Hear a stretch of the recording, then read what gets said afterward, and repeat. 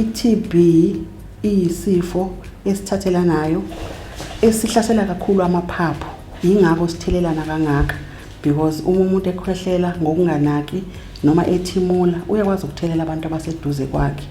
Sibangwa igciwane ekuthiwa bacterium tuberculosis. Sihlasela kakhulu amaphaphu, kodwa siyazihlasela futhi nezinye izitho zomzimba njengengqondo nesisu nomgogodla.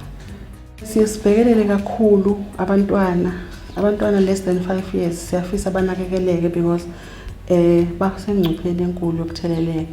Nabantu abasebenzisa ama-drugs, labantu abathanda ukujova ngenaliti nomunye anika omunye. Ikakhulukazi futhi nabantu abanamasosha omzimba aphansi. Siyasibhekeke lapho abantu abanoshukela nabantu abane-HIV. So labo bantu bayathanda ukutheleleka masishane. Bese ke kuba abantu abangathathi intweni, abangadli ukudla okunomsoco, nako lokho kuyawehlisa amasosha omzimba. Bese i-TB ke isizakala kalula ingene la.